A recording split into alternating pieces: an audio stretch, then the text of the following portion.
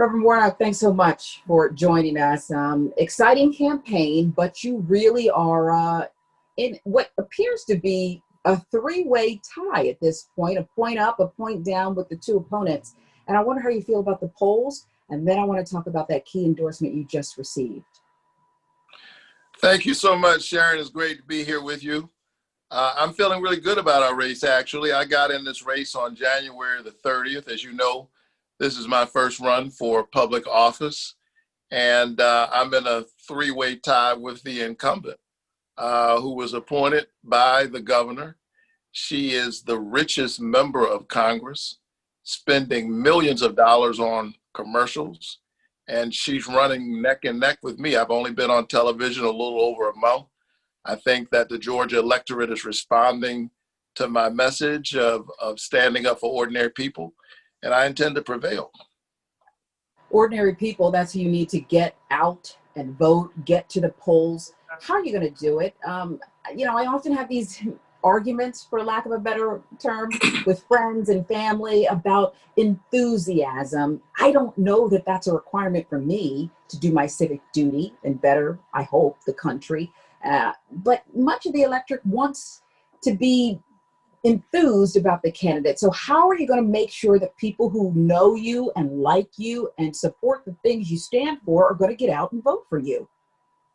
Sure. Well, I've been working on this project of registering and educating and mobilizing voters for years. As chairman of the New Georgia Project, we registered some 400,000 new voters in this state since 2014. And look, I think voters don't vote for politicians.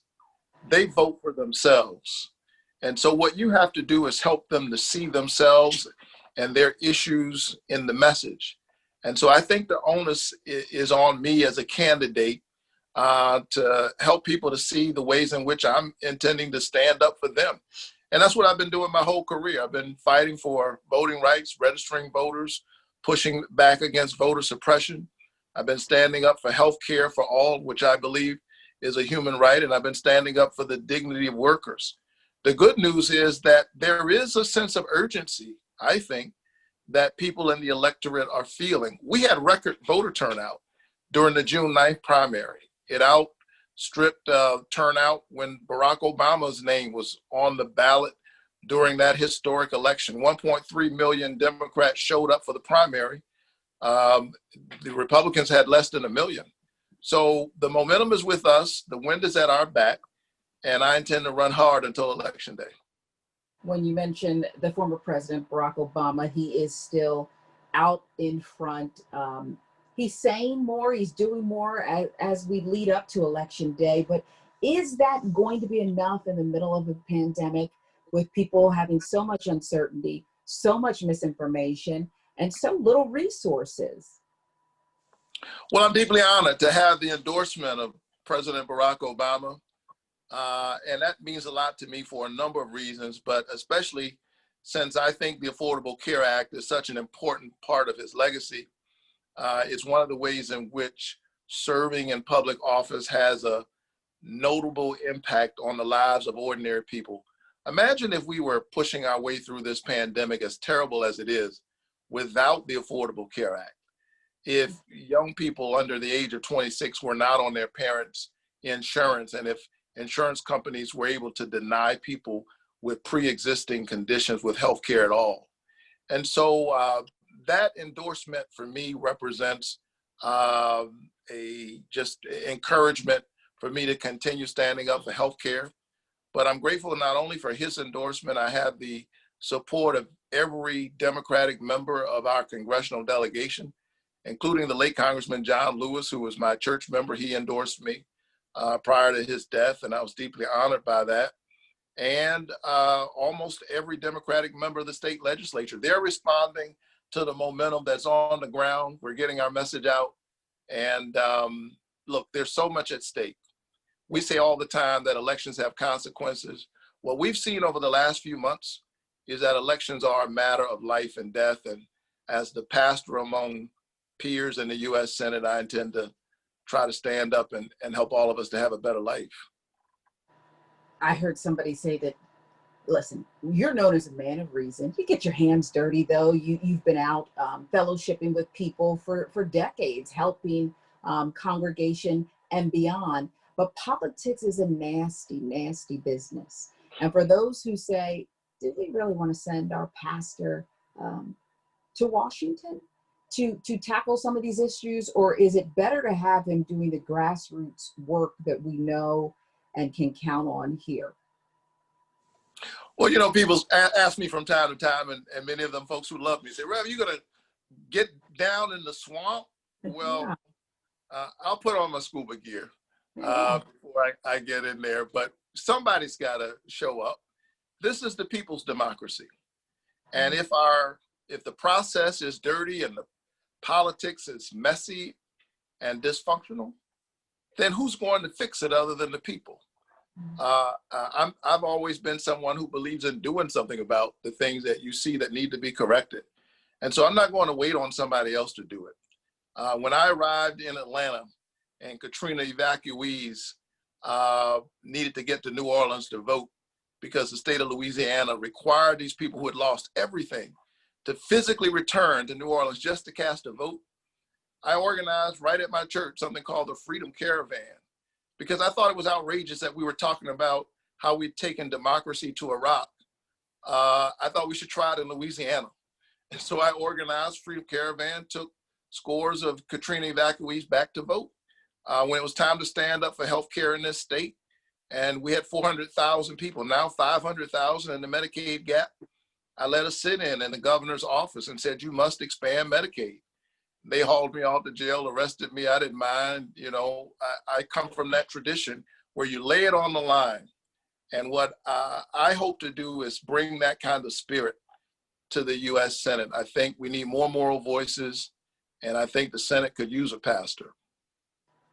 Perhaps. What about compromise? I've heard over and over again about your opponents uh, being out of touch, not understanding who we are as everyday Americans, racial reckoning included. What about that? Can that be something that propels you, pushes you over the top when you're talking about people who grew up with privilege, who grew up with wealth, and now just don't seem to understand that people, everyday people, are hurting and need you? I'm running against the wealthiest member of Congress, and she is a top Republican donor that's paid off well for her. She now has a Senate seat.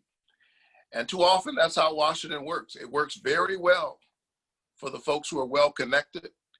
And shortly after she got there and received the privilege of a private briefing on the coronavirus pandemic, which senators received so that they could make good decisions for the people, we saw that she had sold millions of dollars of her stock and purchased other stocks and literally profited from the pandemic. And so I think we need somebody who's going to be thinking about the people who sent them there, who will not be so focused on sheltering his investments that he's not thinking about the folks who are sheltering in. Look, I'm not mad with people who make money. I don't have anything against that. We need resources. I need resources for this campaign. But the fact of the matter is, we have in Kelly Loeffler someone who's very adept at making money. And Doug Collins has spent his career in Washington, D.C. making deals. I've spent my life making a difference in the lives of ordinary people. I think the contrast could not be greater. I intend to prosecute that case over the next few weeks and bring common sense and the deep sense of values that say we are all in this together. That's what I plan to bring to Washington, D.C. Just two more for you, young people. You want to talk about Barack Obama. He inspired young people. John Lewis, as you mentioned, no matter what age he got, young people loved him. With the racial reckoning, are you proud first of young people who are on the front lines, but who are also saying, we're not going to compromise? Or does that present difficulties? I'm very proud of the young people of this country.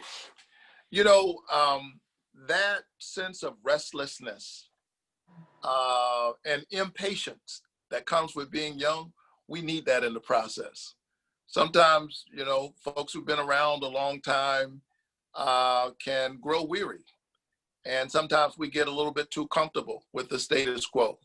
And so I think that real change happens in the tension between folks who are young, and so they have a kind of perspective, and 5 minutes feels like forever.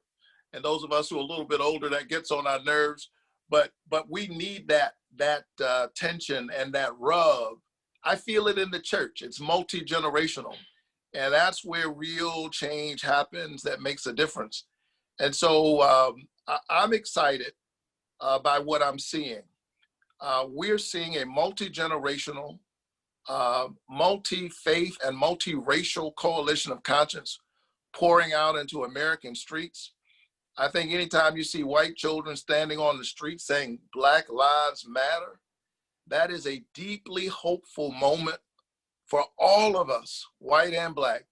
And so I think it's unfortunate that my opponent, Kelly Loeffler, who owns or co-owns a WNBA team, decided to try to use the young Black women on her team as a convenient political foil, creating a false fight between her and Black Lives Matter, making the movement an issue rather than the issue that the movement is trying to underscore the issue.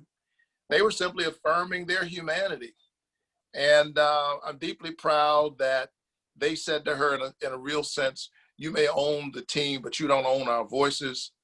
And they showed up one night donning T-shirts that said vote Warnock. They weren't simply standing in solidarity with me, although I appreciate their endorsement.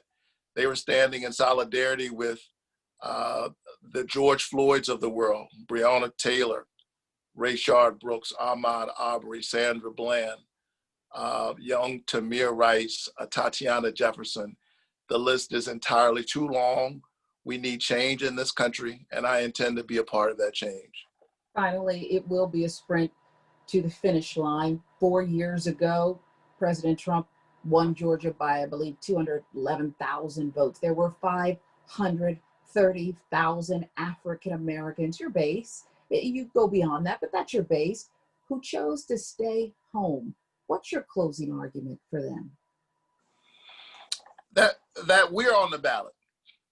It's not the names that you see on the ballot that are really on the ballot. What's on the ballot is healthcare. Healthcare is on the ballot. Student loans, which have now exceeded credit card debt in this country, are on the ballot. A living wage is on the ballot. Heck, the whole planet is on the ballot, because we are seeing climate change with flooding and on the East Coast, and hurricanes stronger and stronger, and fires out of control on the West Coast. And you got a man in office who's saying you need to sweep the forest, who doesn't believe in science. And he's being enabled by people like Kelly Loeffler, who says she stands 100% with Donald Trump. I think the people of Georgia deserve somebody who stands 100% with the people of Georgia. That person is me. And the good news is that Stacey Abrams came within 55,000 votes of winning in 2018. Since 2018, we've registered 750,000 new voters in this state. 49% of them are people of color, and 45% of them are under 30. We have the kind of diverse coalition we need to win. You are witnessing in real time the rising of the New South. It is diverse, it is inclusive, it is forward-looking, and when we stand together, we win. That's well, as we said, it is a race to the end, and you may have to get used to being called, instead of Reverend Warnock, Senator Warnock. So we appreciate it. Best of luck to you. Thank you, Sharon. Great to see you. I was wondering where's Sharon Reed? You'll probably be seeing a lot more of me soon. It's time, but sooner than I was thinking. But we'll see. I look forward to seeing the outcome, and I wish you the best. I really do. I appreciate it. Take care. Yeah. Bye-bye. Thank you.